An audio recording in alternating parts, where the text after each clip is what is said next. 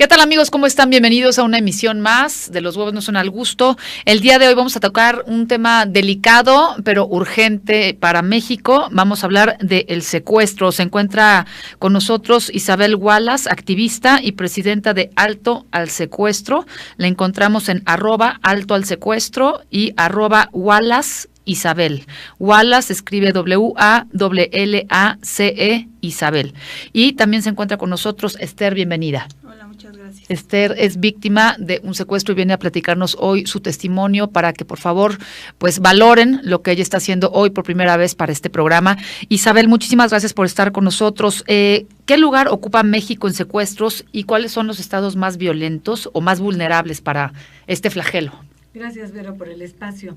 Bueno, pues por desgracia, México como país ocupa el primer lugar a nivel mundial en el tema del delito de secuestro.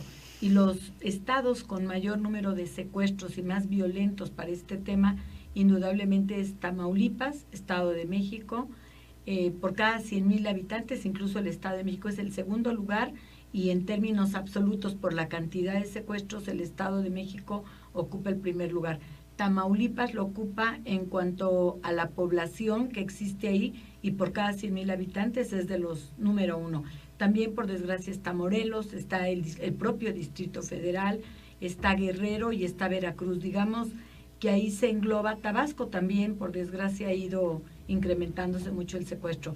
En esos estados es donde se engloba la cantidad de secuestros que ocurren en nuestro país a nivel nacional, que, dicho sea de paso, en la presente administración llevamos prácticamente 7,700 secuestros. Es una barbaridad y es una cifra estratosférica. Prácticamente estamos hablando de 6 secuestros diarios, Vero.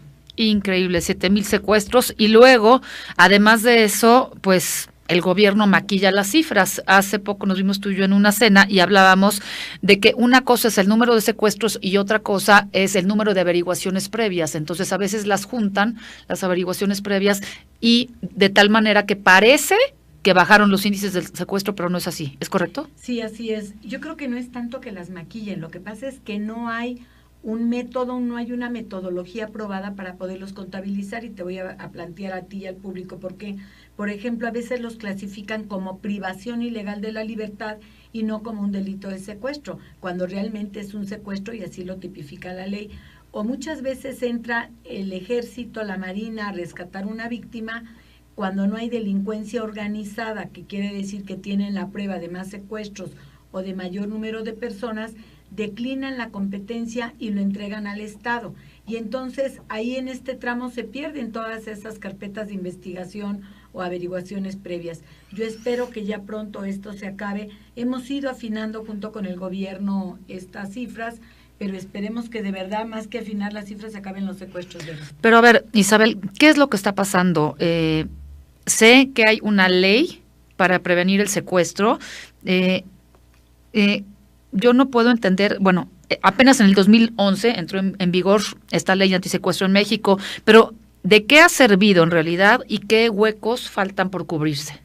Yo creo que la ley es algo muy bueno, Vero, porque en primer lugar es la primera vez que tenemos una ley contra el delito de secuestro, que dicho sea de paso, una servidora fue la que la promovió junto con otras organizaciones que la apoyaron. Yo creo que lo que está faltando indudablemente hay una voluntad política que no se está viendo plasmada en la realidad. Tú puedes ver que los estados donde antes eran violentos, como era Ciudad Juárez, Chihuahua, que había tantos secuestros, cuando entra un nuevo gobierno, y también, dicho sea de paso, Calderón hizo un programa especial para Juárez, se acabó el tema del delito de secuestro. Gracias al general Leizaola. Así es. Que de verdad deberían de aplicarlo en todos los estados. Claro, pero lo que pasa es que si tú ves un estado como Guerrero, donde lo que hacen es simular que hacen y no actúan, o como Veracruz, que tampoco actúan, y es más, tienes a toda una policía metida y en complicidad con los secuestradores, eso es lo que hace la diferencia. Es decir, no tenemos todavía policía confiable, preparada en el tema del delito de secuestro. Las unidades no todas están siendo certificadas por el CISEN como se había comprometido Segov, y ellos mismos se están autovalorando y autocertificando, cosa con la que no estamos de acuerdo. Entonces, en resumidas cuentas, no tenemos un buen plan contra el delito de secuestro que esté articulado y que sea integral. Es decir, que inicie desde la prevención, pero porque ahí es donde deberíamos estar atacando, en la prevención y no en la reacción. Sí, además son planes sexenales que, como dices, llega otro gobierno y no se le da seguimiento. Por ejemplo, no existe el programa para depurar mandos policíacos. O sea, no hay control de confianza en las policías. ¿O qué es lo que pasa? Porque vemos muchas veces que en los secuestros pues están coludidos, ¿no? Yo creo que el control de confianza, al ser autovalorados los propios estados, no están siendo objetivos y los estándares no están siendo los que deberían de ser, por ejemplo, en el CISEN. Ahí estamos teniendo una falla muy grande, aunado a la falta de equipo y a la falta de preparación muchas veces. O sea, son juez y parte los estados. Así es, ellos mismos se autovaloran, ¿no? ¿Qué hace falta para que las víctimas se sientan cobijadas por el Estado y por la sociedad? Eso quiero preguntártelo a ti y le quiero preguntar también a Esther. ¿Qué hace falta? Bueno, tú eres una activista muy reconocida, muy querida por muchos mexicanos, Isabel, y porque tú misma saliste a buscar a las calles a tu propio hijo, a Hugo, que fue secuestrado. Yo te conozco hace, ¿qué será? Como 7 años en la escuela de tu nieto y de mi hijo, y recuerdo que un día pues pedí un aplauso y un reconocimiento de todas las mamás, porque muchas de ellas todavía no sabían quién era Isabel Wallace, y bueno, a mí me impactó mucho ver los espectaculares, los billboards en la calle diciendo que tú estabas ofreciendo una recompensa.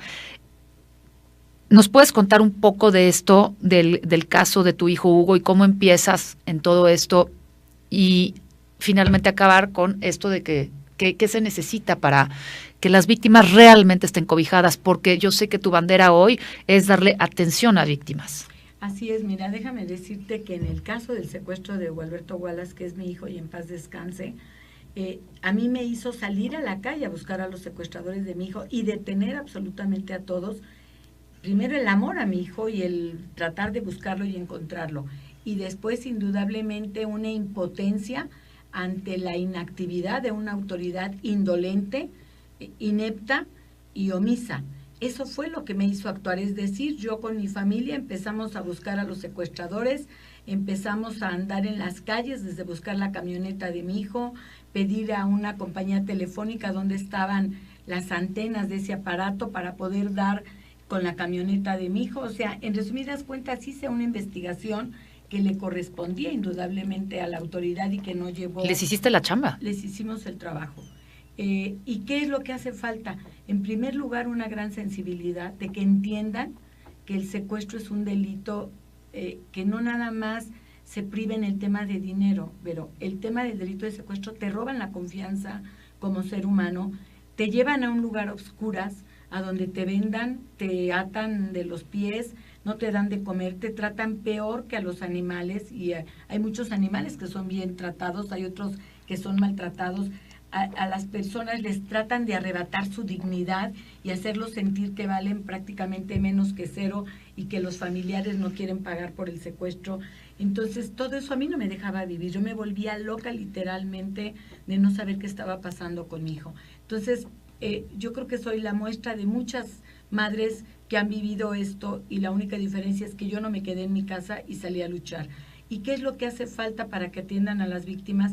Una ley que no sea tan burocrática, una ley que de verdad atienda las necesidades de ayudas económicas, legales, jurídicas, pero sobre todo hace falta algo que es lo fundamental, que haya justicia para las víctimas. Hoy el debido proceso es inequitativo para las víctimas.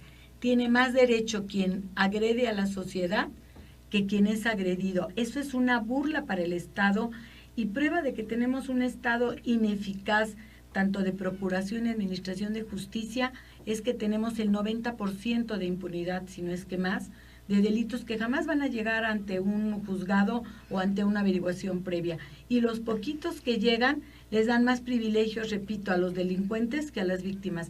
Yo creo que lo que hace falta es cambiar la ley, tener menos burocracia y que haya una verdadera equidad entre el imputado y la víctima en todos sentidos y no solamente en discurso verde. Exactamente, a eso iba. México es uno de los países con mayor impunidad. 9 de cada 10 delitos no se denuncian y además Si sumamos a esto que muchas de las víctimas son revictimizadas, es decir, muchas veces salen libres los secuestradores o los jueces quizá los condonan, los perdonan o tienen más garantías o más derechos que las mismas víctimas. A mí me parece esto increíble y siento, y es el sentir de muchos mexicanos, que hace falta mano dura. Indudablemente, mira, déjame decirte que Esther y su familia son un ejemplo vivo de lo que yo he vivido y de lo que ellos vivieron. Acaban de soltar a uno de los secuestradores que las mutiló a las dos hermanas, secuestraron a 3, y hoy está libre en la calle y ellas se enteran 2 días después de que los liberan. Ay, no. Y tengo otro caso de otra persona donde se encuentra su secuestrador en la calle. Como el de los rojos. Bueno, ese es otro caso. Y, o sea, entonces dice uno, ¿a dónde está la autoridad? ¿A dónde están los jueces? ¿A dónde está el Poder Judicial que debe de proteger a la Pues por eso no hay credibilidad en las autoridades, por eso la gente teme ir a denunciar y no podemos crear una cultura de denuncia, aunque es necesaria, pero la gente quiere hacer las cosas bien y el mismo sistema es corrupto y el mismo sistema es impune y burocrático. Me acuerdo de Alejandro Martí cuando en su momento dijo, cuando secuestraron a su hijo y que después pues lamentablemente murió, que dijo, si no pueden, renuncien. Nadie renunció. No, ni va a renunciar nadie, y no pueden y no renuncian.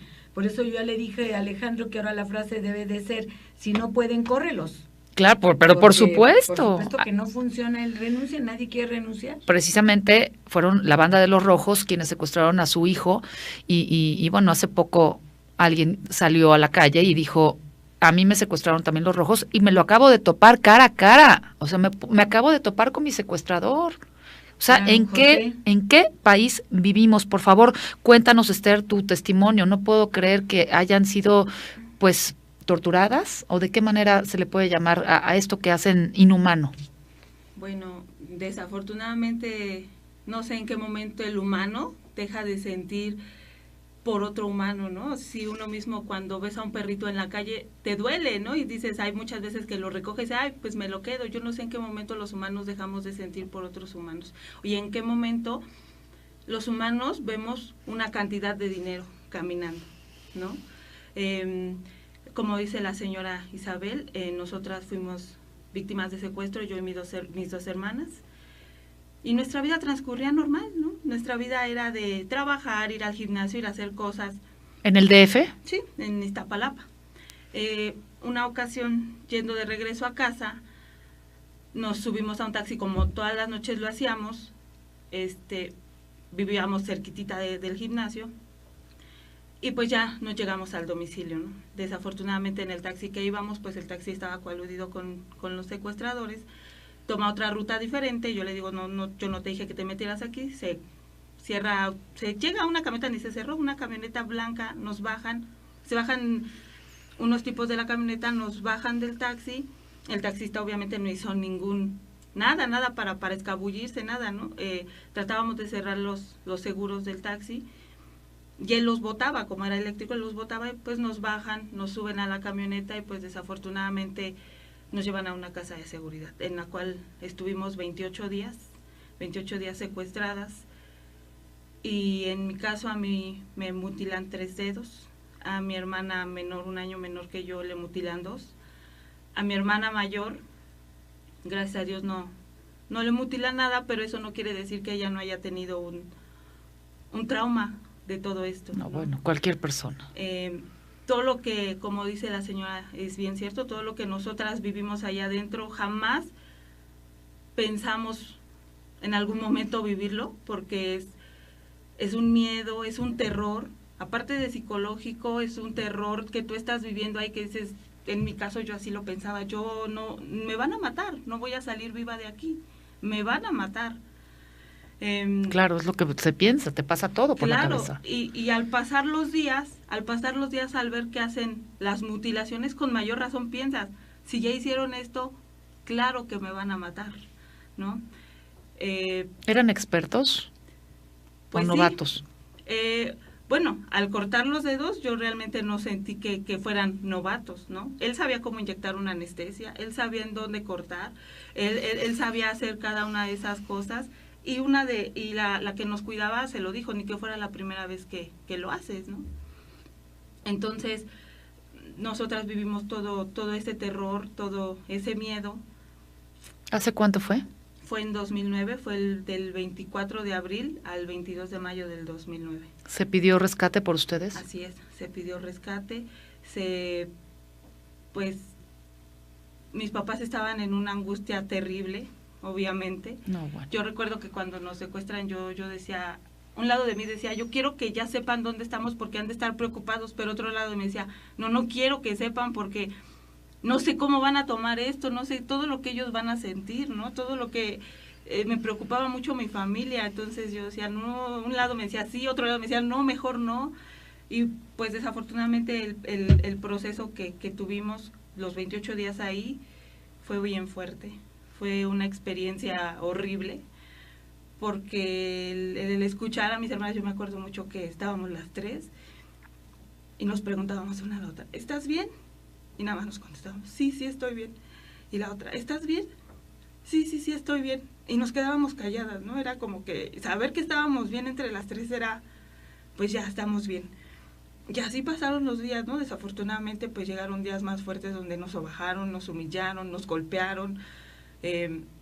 Como lo decía la señora, nos hicieron sentir menos que cero.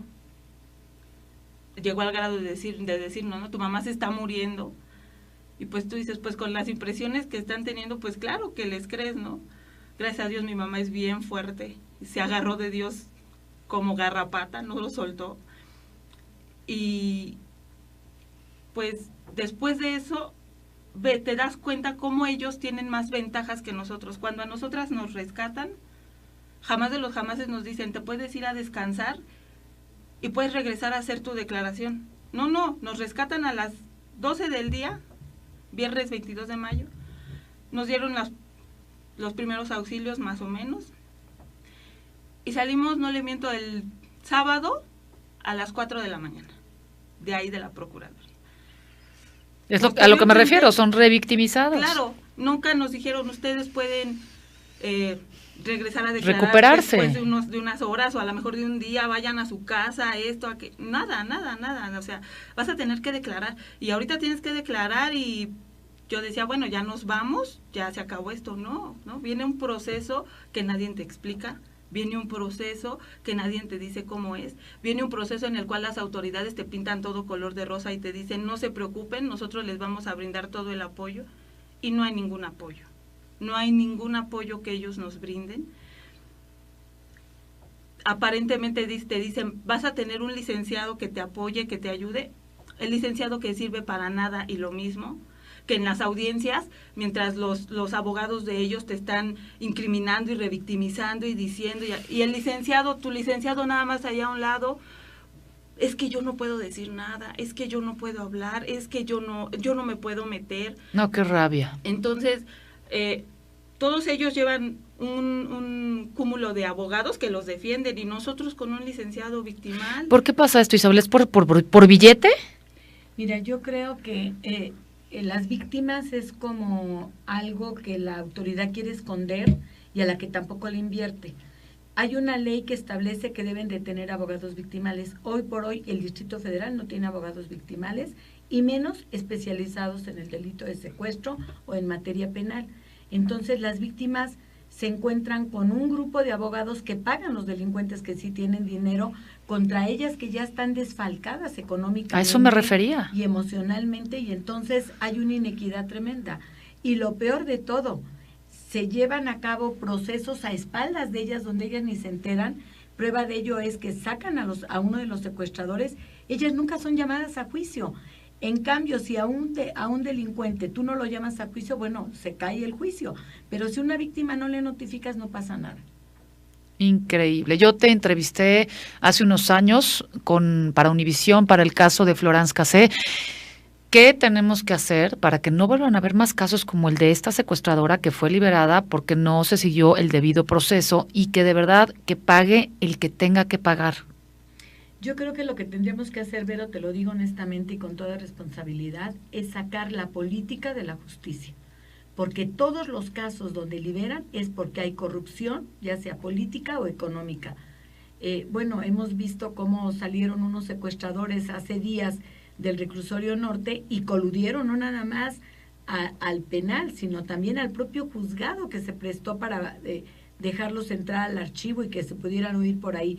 Es decir, la corrupción es tan fuerte que permite la salida de secuestradores y de delincuentes. Entonces, ¿qué tendríamos que hacer? Sacar a la política y la corrupción para que pudiera funcionar verdaderamente la... Pero ¿cómo ley. separamos la política de la justicia? Indudablemente que cada vez que las víctimas elevemos la voz y la gente apoya a las víctimas, y por eso agradecemos este espacio, es ir fortaleciendo a las víctimas, pero es darles voz, darles presencia para que el público se dé cuenta de lo que está pasando en el Poder Judicial del Distrito Federal específicamente en este caso, y en la Procuraduría del Distrito Federal en este caso, en la que, dicho sea de paso, solamente detienen a una parte de la organización, a otra gente la dejan libre, pese a que lo encontraron en flagrancia, y hasta el día de hoy nadie sabe dónde está el individuo. Esa es una de tantas barbaridades. Ellos han seguido denunciando que hay gente que todavía no han detenido y tampoco les hacen caso. Es decir, una vez que rescatan a las víctimas, ya, es para ellos este asunto resuelto. Y no, apenas inicia un proceso para las víctimas. Entonces, ¿qué tendríamos que hacer? Indudablemente, lo mismo que pasa con los delincuentes, Vero. Que castiguen a los funcionarios, que existan multas para los funcionarios, separaciones del cargo a quien no proteja a una víctima. Solo así vamos a cambiar las cosas. Pero hoy es curioso. Tú ves que mucha gente va y defiende a delincuentes, y hay organizaciones que incluso defienden a delincuentes. Tenemos el caso de Florence Cassés, en la que había testimonios, cantidad de cosas. Hoy todo mundo llega y pide a la Suprema Corte de Justicia, como receta de cocina, solicito el efecto corruptor, como si el efecto corruptor estuviera en alguna ley y no hubiera sido una ocurrencia en un criterio en la Suprema Corte de Justicia. Eso es lo que hoy tenemos que terminar, Vero, la impunidad, la corrupción y la política en el tema de justicia. Es increíble que tantas personas que han sido víctimas de secuestro, decías que aproximadamente 6 por día, ¿verdad? Así es, 6 días. Desde que comenzó en esta administración. Así como Esther, que sean tratadas con esa crueldad, con esa frialdad, cuando ya salen de ese cautiverio, o sea, que no reciban, no sé si recibió atención psicológica, pero yo creo, o sea, si así están las leyes, ya me imagino el resto. La atención psicológica, literal, se lo dijeron a mis papás. Esto es como una camiseta, ya quítatela. Obviamente esa no, fue la gran terapia. Es algo, nos dieron 13 terapias y en esas terapias nos dijeron, con 13 terapias ustedes tienen que quedar. A lo mejor algunos de mis familias, de mis hermanas y así, la alargaron, sí, pero es terapia que realmente no te funciona, porque son terapias que te revictimizan, no son terapias que te ayuden a salir, son terapias de, y si no sale, y si no, y si lo agarran, y si no lo agarran, y si sale, y si, entonces nada más te ponen a pensar. No, pues ¿cuál autoestima? Peor, ¿no? O sea, ya no sigues adelante. Y literal, en el centro así se lo dijeron a mi papá, señor, ¿qué busca? ¿Qué más busca? Sus hijas están con usted, confórmese. Así se lo dijeron. Hay muchas que no viven para contarlo, seguramente Claro. le dijeron. No, pero además a ellas las dejaron incapacitadas. Te puede mostrar su mano, Esther Vela, ella está incapacitada en una de sus manos. Y además también tiene un dolor interno que no ha podido sanar. Ella todavía recuerda muchos de los maltratos, cómo la tenían encadenada, vendada, cómo no les daban de comer, cantidad de cosas. Y esa parte la autoridad no la entiende. Hoy por hoy, ellas siguen yendo al médico. Una de sus hermanas quedó lesionada de la espalda.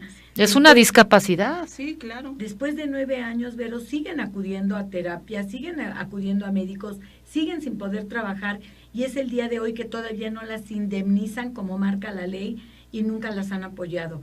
Ellas están pidiendo incluso protección porque ya dejaron salir este secuestrador que vive cerca de su casa y las tiene plenamente identificadas. Les iba a preguntar si los capturaron. Sí los capturaron, pero ahorita ya está fuera uno, que la apodan el Santero. Y bueno, ellas tienen miedo que regrese por ellas o les haga daño. Y bueno, hay un comité desde hace un mes valorando si les dan o no les dan protección. Hasta el día de hoy la Procuraduría del DF no les ha dado protección. Sí, no. Wow. Y literal nos lo preguntaron. ¿Temes por tu vida? Pues claro, me preguntaron, ¿tú por qué crees que estás en riesgo? Pues porque hay una persona que me atacó, que sabe todos mis datos, que está afuera, y para ellos es, ¿tú por qué crees que estás en riesgo? ¿Por qué crees que...? Y yo no nada más soy yo, tengo a mis demás hermanos, tengo a mis papás, entonces son cosas que la Procuraduría no ve, como lo dice la señora, y sí es cierto, la señora Isabel, Yo desde esa fecha hasta ahorita no he podido trabajar igual. No he podido trabajar. Tengo que estar yendo al hospital, tengo que estar viendo situaciones jurídicas y mi indemnización no llega. ¿Por qué? Porque no tenemos los suficientes recursos, nos lo han dicho. Pero vaya, no es mi culpa, de ellos es que tengan que indemnizarme.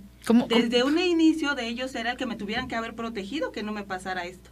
Porque a ellos tienen un sueldo para cuidar a toda la ciudadanía, para que a nadie le pase esto. Ok, pasó, los capturaron, y no puede ser posible que después de que los capturaron, digan, no, pues no, ya se va. Y que aparte de todo, no nos hagan justicia, una justicia plena, ni tampoco nos den una indemnización justa. Porque a partir de esto, mi papá es el que ha tenido que pagar terapias, cirugías, atención médica. Y las 3 están sin trabajar. Claro, claro. Yo creo, Vero, que habría que hacerle un llamado a todo el público, porque en la casa es donde se gestan estos demonios, estos engendros de personas que no saben tener contacto con los sentimientos. Y yo aquí sí haría un llamado a todo el auditorio para que de verdad empecemos a prevenir el daño primero a ellos mismos y luego a terceros, desde el amor, desde que en las casas lo que repliquemos sea el amor, el respeto, los valores, y créanme que ahí es la mejor medicina para poder crear seres humanos sensibles, que no podamos ser capaces de dañar a otro. Pero yo siempre lo he dicho, a pesar de lo que yo viví, y estoy segura que Esther piensa lo mismo, yo sería incapaz de poder dañar a estas personas. ¿Por qué? Porque desde mi interior, o sea, el perdón y la conciencia que tienen es diferente. Así es. Y yo creo que desde ahí hay que empezar en las familias, los padres, las madres de familia, en enseñarle a los niños que está bien, que está mal, pero sobre todo darles amor. Un ser humano que recibe amor en su casa, eso es lo que va a replicar en la calle, Vero.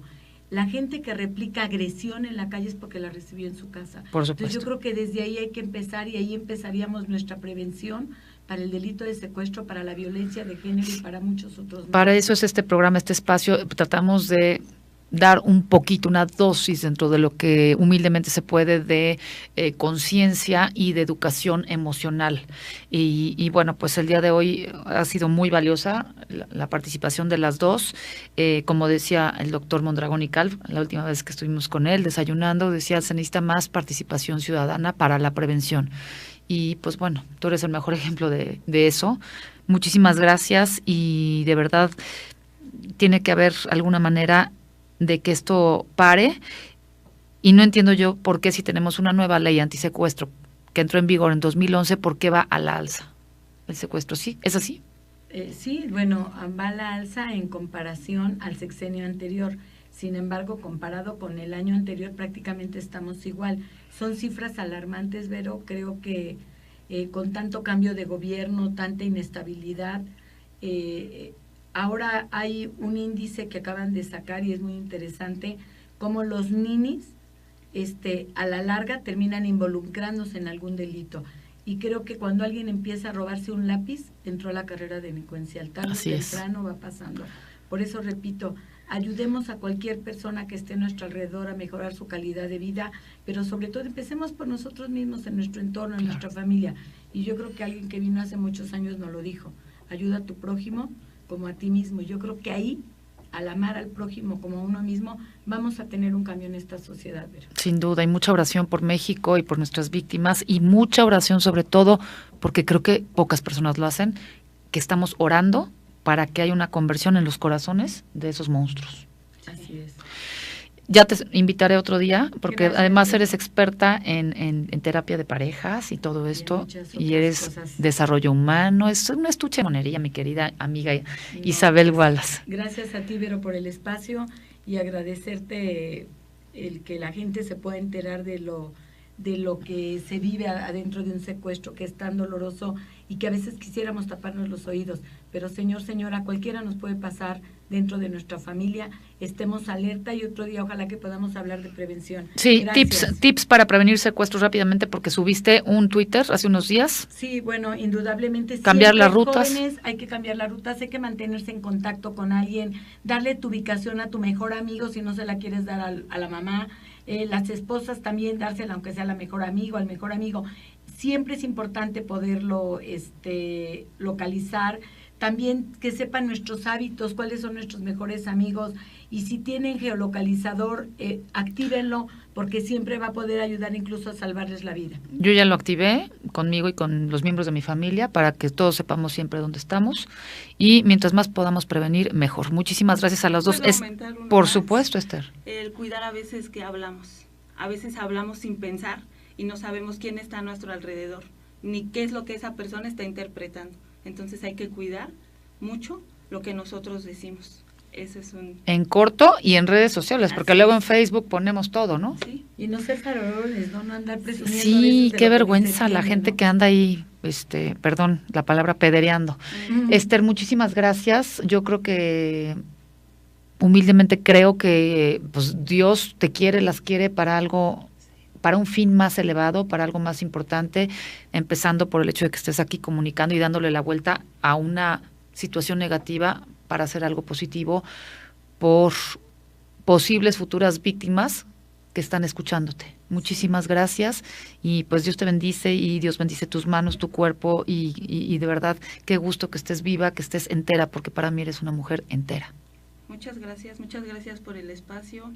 Pues sí, hemos tenido que aprender a vivir con esto, y lo que dicen que lo que no te mata te hace más fuerte. Entonces ha sido un golpe bien duro, pero nos hemos sabido levantar, y principalmente con la ayuda de Dios, porque creo que solas no hubiéramos podido nunca.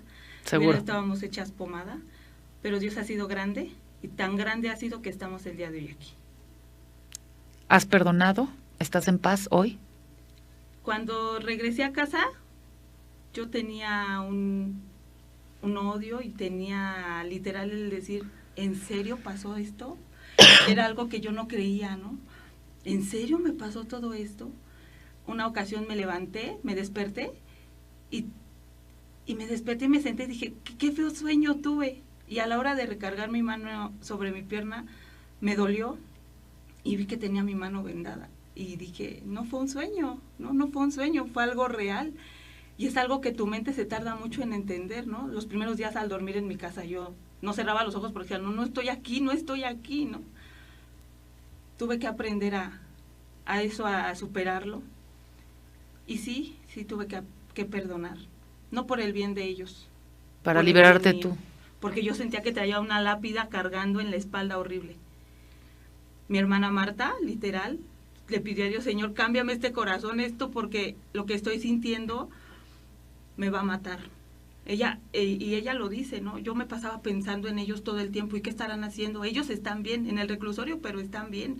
Ellos están así. La verdad, yo siempre lo he dicho, es una mujer de fe que pues se fue conmigo en el paquete, pero creo que ella me ayudó mucho. Ella me dio mucha fortaleza, mucha fe.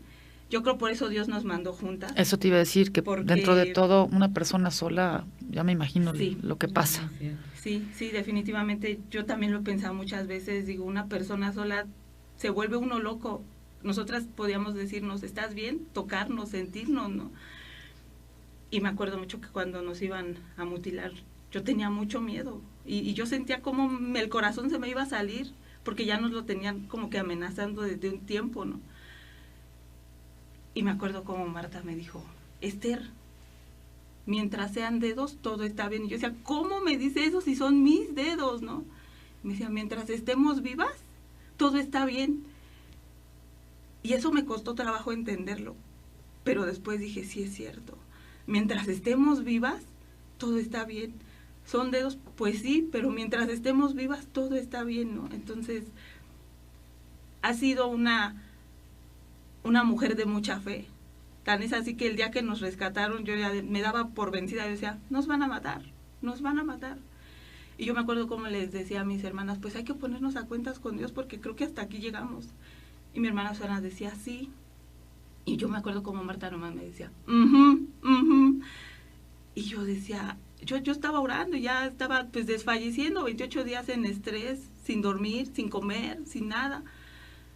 Y me acuerdo como Marta después me dijo, yo en esos días cuando te contesté, yo le decía a Dios, Señor, Si tú puedes mover una montaña, yo no sé por qué no puedes hacer un milagro hoy. Yo sé que tú puedes. Y yo ya estaba dada por vencida, pero ella no. Ella le estaba diciendo, tú puedes hacer milagros. Si tú puedes mover una montaña de un lado a otro en segundos, tú puedes hacer un milagro ahora. Y llegaron las 11:30, 12 del día y se escuchó un, al suelo, todos al suelo, policía judicial. Yo todavía, incrédula, sentada en la cama, decía, no es cierto, nos van a matar así, no es cierto. Nada más sentí como un brazo me tiró al piso y empecé a escuchar gente y sentir presencia de muchas personas. Y uno gritó, jefe, aquí están, son 3 niñas. Me empiezan a quitar la venda de los ojos y veo que era la policía, ¿no? Y cuando nos sacan de la casa, yo me acuerdo que era un sol que nos deslumbraba. Teníamos los ojos vendados ya 28 días y obviamente salir al sol, pues te deslumbraba. Pero yo me acuerdo ver a Marta delante de mí gritando, literal, gritando y brincando a pesar de que no se podía sostener en pie. Y levantaba sus manos y decía, la honra y la gloria es para ti, la honra y la gloria es para ti. Y no se callaba y los policías le decían, ya güerita, ya te va a hacer daño, tranquila. Y ella no paraba de decir eso, porque ella sabía que si no hubiera sido por Dios, no hubiéramos pasado de ese día. Sin duda.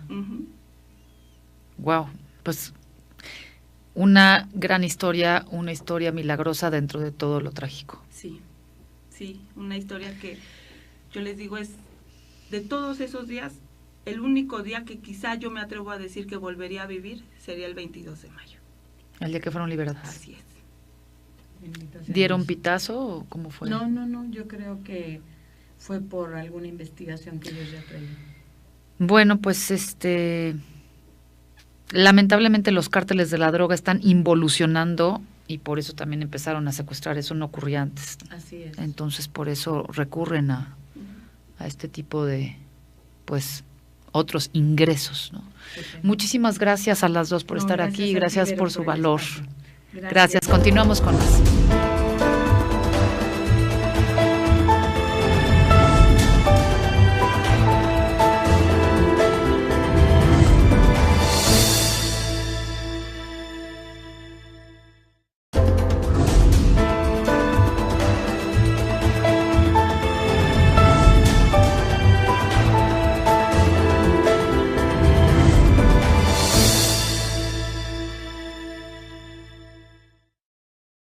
¿Qué tal, amigos? ¿Cómo están? Bienvenidos a una emisión más de Los Huevos no son al gusto. El día de hoy vamos a tocar un tema delicado, pero urgente para México. Vamos a hablar del secuestro. Se encuentra con nosotros Isabel Wallace, activista y presidenta de Alto al Secuestro.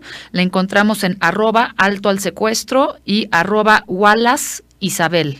Wallace escribe WALLACE Isabel. Y también se encuentra con nosotros Esther, bienvenida. Hola, muchas gracias. Esther es víctima de un secuestro y viene a platicarnos hoy su testimonio para que por favor pues valoren lo que ella está haciendo hoy por primera vez para este programa. Isabel, muchísimas gracias por estar con nosotros. ¿Qué lugar ocupa México en secuestros y cuáles son los estados más violentos o más vulnerables para este flagelo? Gracias, Vero, por el espacio. Bueno, pues por desgracia, México como país ocupa el primer lugar a nivel mundial en el tema del delito de secuestro. Y los estados con mayor número de secuestros y más violentos para este tema, indudablemente es Tamaulipas, Estado de México. Por cada 100,000 habitantes, incluso el Estado de México es el segundo lugar, y en términos absolutos por la cantidad de secuestros, el Estado de México ocupa el primer lugar. Tamaulipas lo ocupa en cuanto a la población que existe ahí, y por cada 100,000 habitantes es de los número 1.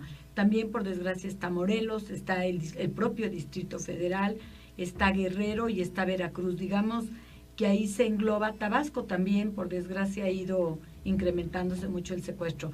En esos estados es donde se engloba la cantidad de secuestros que ocurren en nuestro país a nivel nacional, que dicho sea de paso, en la presente administración llevamos prácticamente 7,700 secuestros. Linan la competencia y lo entregan al Estado. Y entonces ahí en este tramo se pierden todas esas carpetas de investigación o averiguaciones previas. Yo espero que ya pronto esto se acabe. Hemos ido afinando junto con el gobierno estas cifras, pero esperemos que de verdad, más que afinar las cifras, se acaben los secuestros.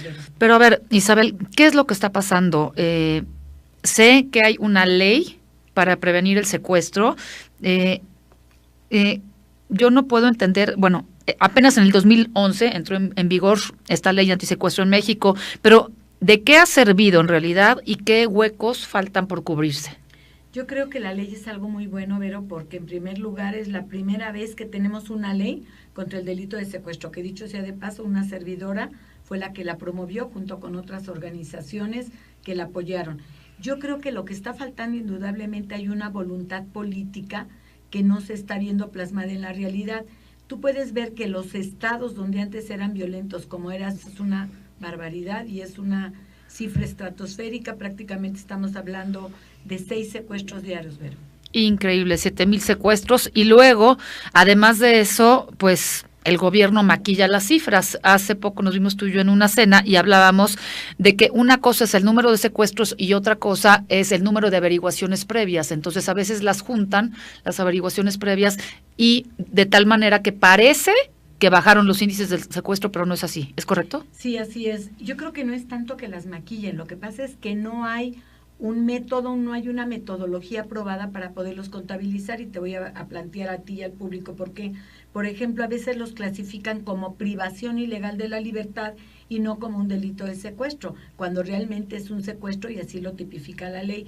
O muchas veces entra el ejército, la marina a rescatar una víctima cuando no hay delincuencia organizada, que quiere decir que tienen la prueba de más secuestros o de mayor número de personas, de Ciudad Juárez, Chihuahua, que había tantos secuestros. Cuando entra un nuevo gobierno, y también dicho sea de paso, Calderón hizo un programa especial para Juárez, se acabó el tema del delito de secuestro. Gracias al general Leizaola. Así es. Que de verdad deberían de aplicarlo en todos los estados. Claro, pero lo que pasa es que si tú ves un estado como Guerrero, donde lo que hacen es simular que hacen y no actúan, o como Veracruz, que tampoco actúan, y es más, tienes a toda una policía metida y en complicidad con los secuestradores, eso es lo que hace la diferencia. Es decir, no tenemos todavía policía confiable, preparada en el tema del delito de secuestro. Las unidades no todas están siendo certificadas por el CISEN como se había comprometido Segov, y ellos mismos se están autovalorando y autocertificando, cosa con la que no estamos de acuerdo. Entonces, en resumidas cuentas, no tenemos un buen plan contra el delito de secuestro que esté articulado y que sea integral, es decir, que inicie desde la prevención.